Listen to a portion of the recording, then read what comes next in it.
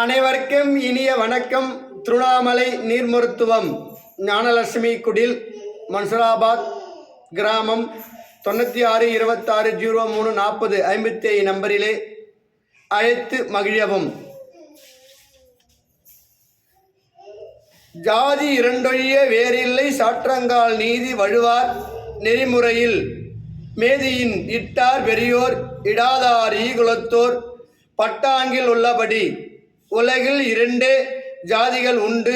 ஒன்று இட்டார் கொடுப்பவர், அதாவது இடக்கூடியவர் கொடுப்பவர், இன்னொருவர் இடாதார் வாங்கி கொண்டு வாழ்பவர்கள். ஏழைகளோ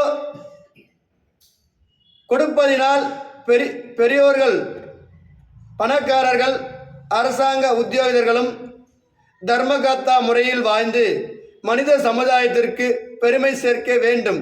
இதுவே இந்த மதத்தின் பொருளாதார திட்டமாகும். எல்லோரும் மனதளவில் ஏழைகளாக வாழ வேண்டும். அனைவரும் மனதளவில் ஏழைகளாக வாழ வேண்டும். யோக முறையில் ஈடுபட்டவனுக்கு மரணம்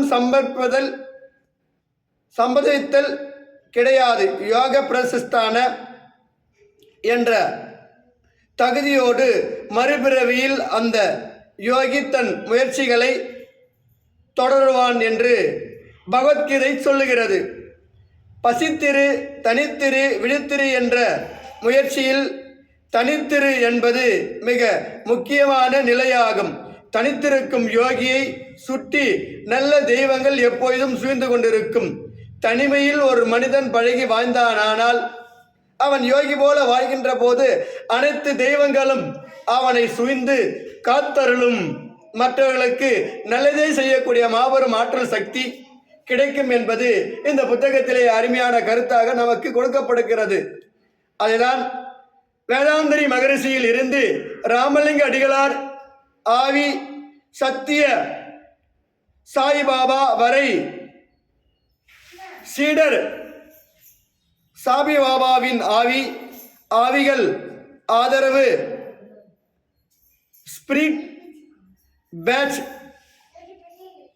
குரோன் கொண்டவர்கள் கால் மணி நேர தியானம், அரை மணி நேர தியானம் எல்லாம் ஒன்றுக்கும் உதவாது.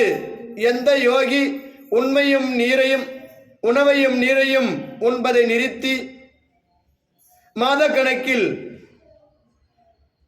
பரவெளியின் மீது உள்ளத்தை செலுத்துகின்றானோ அவனோ உண்மையான முயற்சி உடையவன். அவனுக்கு மட்டுமே மறுபிறவி இல்லை என்ற உன்னத கருத்தை அருமையாக சொல்லியிருக்கிறார்கள். மனிதன் அழிவதில்லை. அனைவருக்கும் இனிய வணக்கம்.